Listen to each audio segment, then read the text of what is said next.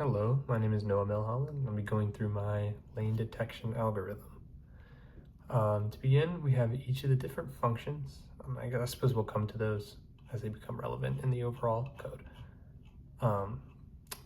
But start from the beginning of main using the dunder method. I began by including a user prompt asking which video we want to process. The user can then type the number 1 through 5, and that tells my program which video to display, but also which associated parameters to run. That just simply made debugging the whole thing a lot easier, but it also makes showing it off as a finalized product much easier. So just as a reference, 1 through 5 responds accordingly to test video 1, test video 2, 30, homework 5.1, homework 5.2. But from there, once that's run, we have a simple script to make sure that the actual video is showing each frame. So we just have a while true loop. While there's still a frame to be run, it reads the camera, camera being what I named the video input. If there's not, it breaks, indicating we've reached the end of the video, or the user has wanted to quit it.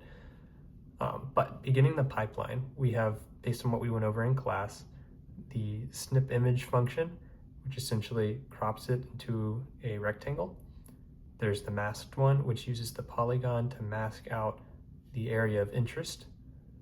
Thresholded image, which grayscales and thresholds the frame. And then there's the Gaussian blurring, which acts as a low pass filter on the different pixels to make sure that there's not noise to skew the canny function, which is the next one for edge image. Using canny, it finds the edges of the filtered region, using the principle of sudden shifts in slope for, grayscaled pixel color value. And then to get to where we left off in class, there was aligned image and average hues. So just to quickly run through what we did in class, to snip the image, I have it check between the mode 1, 2, 3, which is the low resolution videos, and it sets it to one rectangle shape. But for the high resolution videos, it sets it to a different one, just because there's different resolutions within the camera and require different geometries. And we return that. The next one was to mask the image. Since each of the different videos are recorded from different locations in the vehicle, I have different polygons set up for each, which were determined through tedious experimental methods, but they all largely follow the same shape, where there's flat ledge on the bottom, height, slope in towards where the end of usable range would be, flattens out to about the width of the lane, and then slopes down again. So very similar to the shape that we discussed in class, just with the actual specific lengths being shifted slightly to accommodate for when the vehicle may veer to the side or change lanes, or just maybe not stay dead on in the center of the lane. The next, and then we fill the convex polygon using a bitwise operator. Essentially, the mask turns anywhere outside of the polygon to a 0 and sets that to a black pixel, and everything else inside the polygon stays. Then we convert it to grayscale using this function here, and I also have it set up to pick a new threshold depending on what video it's processing. And this largely came from different lighting scenarios that it might feature. However, I do think it's interesting to point out that specifically 140 to 150 was kind of a common value, is maybe more usable. But I think that largely comes to the time of day that the video was recorded in. I believe when implementing this into an actual autonomous system or lane detection software to be used on a vehicle, I would include some sort of brightness sensor that can detect what time of day it is and skew the thresholds as a function of that. I think that would help to kind of automate this process and make sure that you don't have to manually set the threshold every time you want to drive or enter a new shaded region or time of day. Anyway, then using the blurring image, we have different kernel sizes. It's pretty much 11 or 13 for the smaller resolution ones, but the higher resolution ones bump up to 31, just to make sure that there's enough blurring for it to work properly. That's ran and then brought back. And then we have the edge image function, where we just use the canny, and the upper and lower thresholds were pretty much identical for all of them. Looking back, I'm not really sure if changing these to be slightly different actually impacted anything, but we have the lined image as the result of that. So then we have to calculate the Hoff lines, and this came from some parameterizing by changing the number of votes required. The smaller resolution ones pretty commonly need around 17 to 21 votes in order to most reliably pick a line to use. Whereas on the higher resolutions, they're kind of different. One needed 26 and one needed 51. But once that's run, we enter my custom average hues function. To begin, we initialize a lot of variables as 0, just to make sure that if it doesn't detect any offline before, we can just output it as a 0. So it will give kind of a flick to a vertical line in the new frame. However, I find that to be more clean than if it just spazzed out and threw a line just in the middle of the frame. That was kind of visually disrupting. But we first have a check to make sure that it read a value at all. If it doesn't read a value from the Hoff lines, then we'll just have it return what we initialized as 0, 0 to get that vertical line.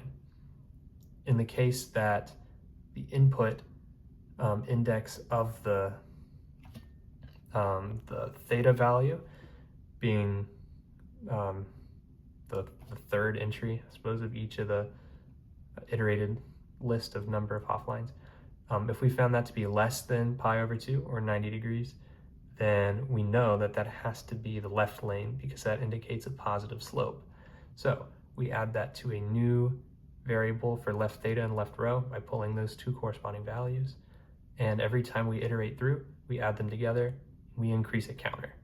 Doing the same for the right side, just for the opposite case of an angle greater than pi/2, then we know that this is a negative slope and must indicate the right lane. So once we have these two values where we know, or I guess three values, the total theta, total rho, and the counter for both lanes, as long as we know that there is at least one, so again, making sure that L is not 0 to prevent crashing from dividing by 0, we can add them together. We can divide them to find the average across both lanes. So then we end up with the L line gives us the average rho for the left lane, average theta for the left lane, and same for the right.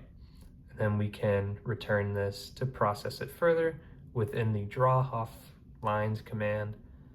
In order to do this, I had to first establish a scale also based on resolution. This just makes sure that the lines kind of go all the way off the page and aren't ending too suddenly. But there's also a vertical offset that we need. And this comes from plotting these new lines over the original image and not the cropped one. So the kind of origin from that is going to be different between those two images. So this just makes sure that it plots it in the correct space that it would be on the original image. Now to actually calculate these new lines, I used some of the kind of basic understanding that I needed from how to go from polar to Cartesian. Had to brush up on that, and I found, you can pull it up, this blog to be very helpful in understanding just simply that the r theta of the Hoff line is perpendicular to the line that we actually want to draw.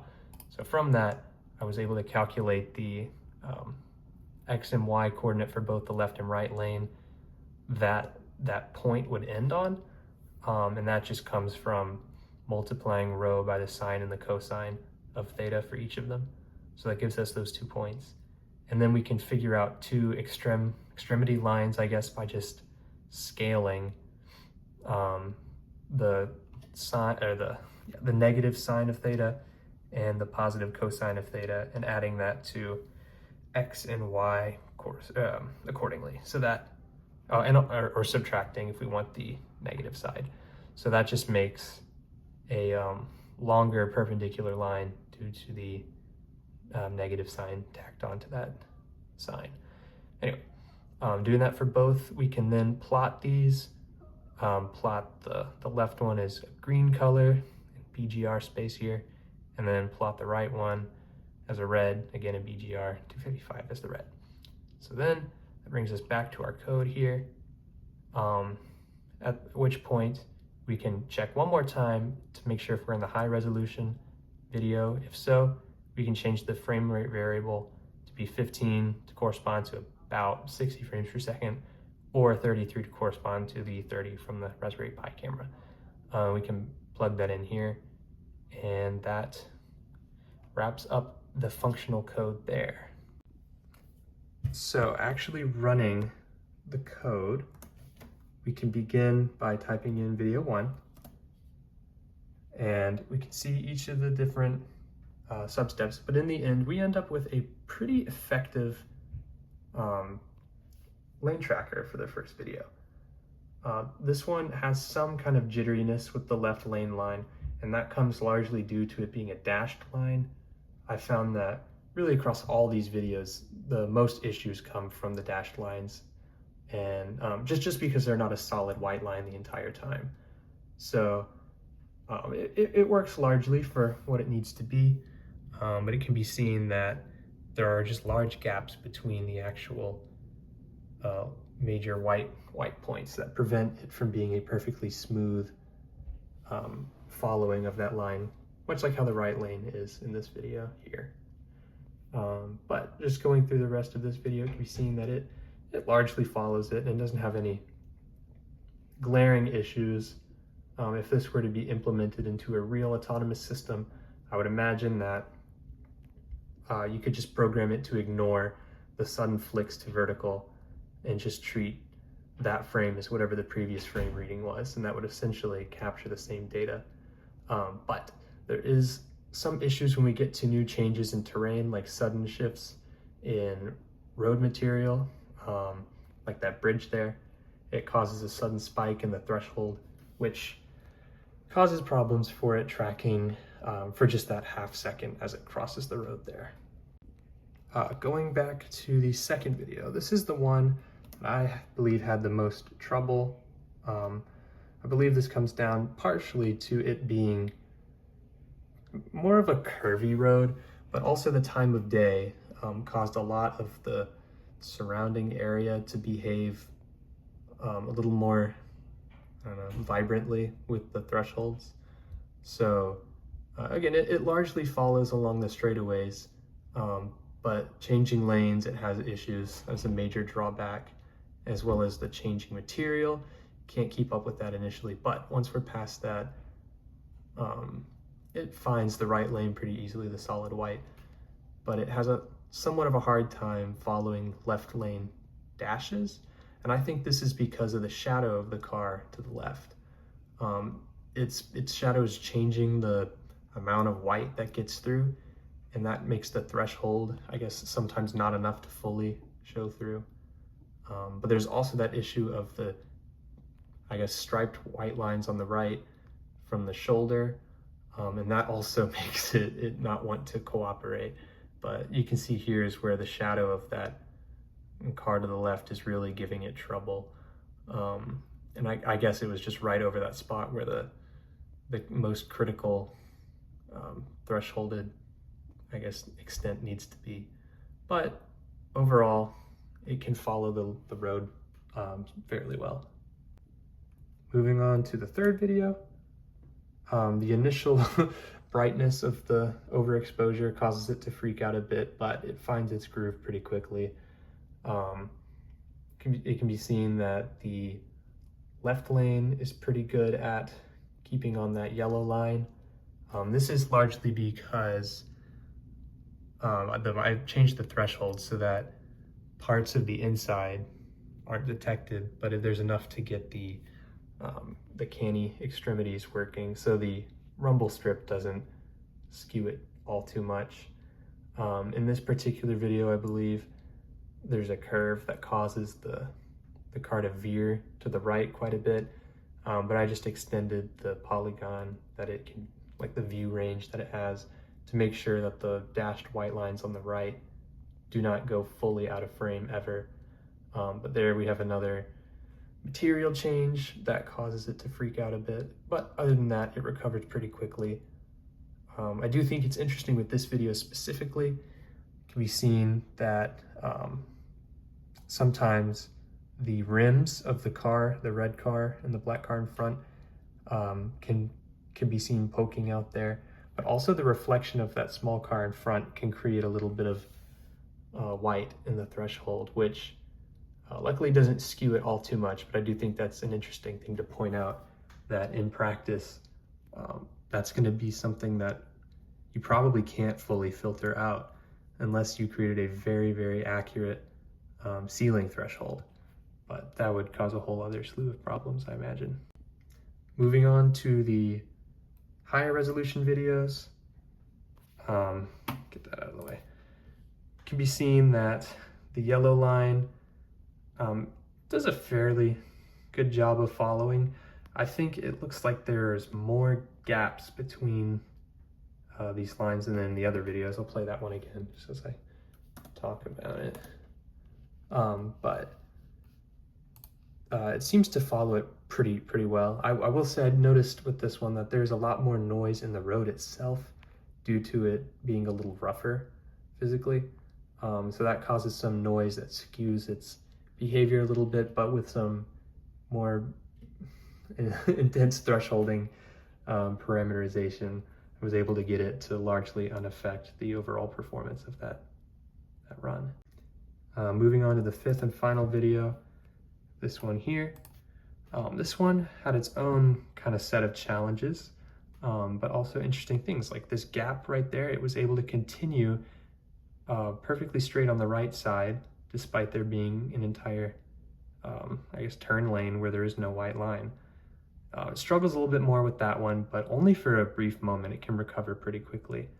I thought that was very interesting because I would expect it to struggle with that a lot more than it actually did. I'll play that one more time. But I think that's mostly due to how thick the solid white line is on that side, that there's so much extra pixel data for it to pull from that it can kind of fill in those gaps mostly without struggling too hard. It's also interesting that on the left side, the dashes in the yellow can sometimes be picked up, but those also don't skew that lane too far to the left, luckily. Overall, I think it was a very fun task and challenge to try and get each of those videos working, but ultimately that's not that important if we can't make any good like overall patterns from it.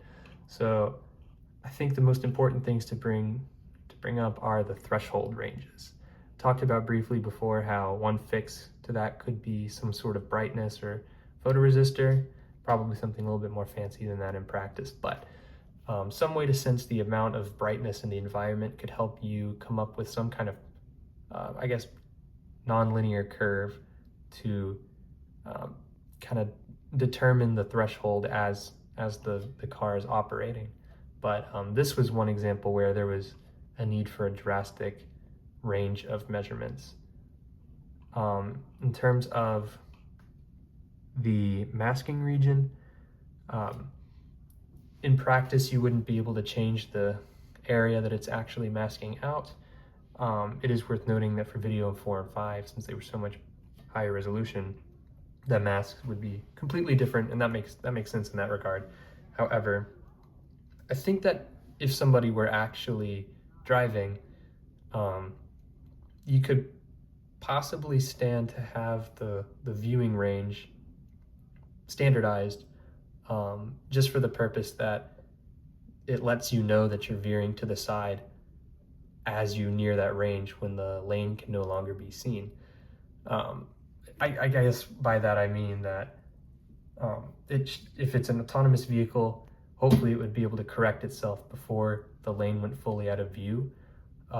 Or if it was just an assistive driving device, it would be able to alert the driver of their merging into another lane before it goes out of view. But in practice, also if a driver is merging, perhaps turning on a turn signal would disable that particular feature and let the algorithm know to expect that the lane should be going away. That would be one application of how to fit that into reality, real system there. The kernels, this is kind of irrelevant based on the different videos. Again, the larger or higher resolution videos need a higher kernel, but that would be a hardware thing that would not change between uses. So say we were using the higher resolution of the second video, a kernel of 31 would be pretty usable all the time. Or if we were using like a Raspberry Pi camera like the first three, a kernel of like 13 or 11 would be perfectly sufficient, and that wouldn't really need to change at all. In terms of the threshold, sort of the same scenario here. I don't really think it mattered that much when determining the edges. I think 30 and 150 is perfectly reasonable, really across all of them. The only one where it really changed was 20 and 120, and I'm not really sure if that actually made that big of a difference. So the threshold for the edge detection using the canny function, I think can be pretty consistent across whatever device you use. Now the votes, on the other hand, to determine how many offlines are viable to detect, that one depends on a lot more functions.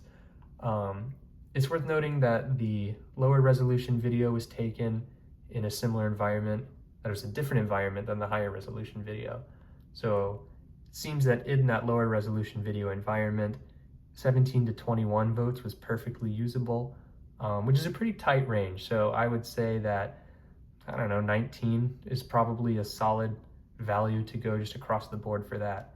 However, in the higher resolution, there's a lot more variability with 26 and 51. I mean, that's double one of them. So that might require a little bit more algorithm planning.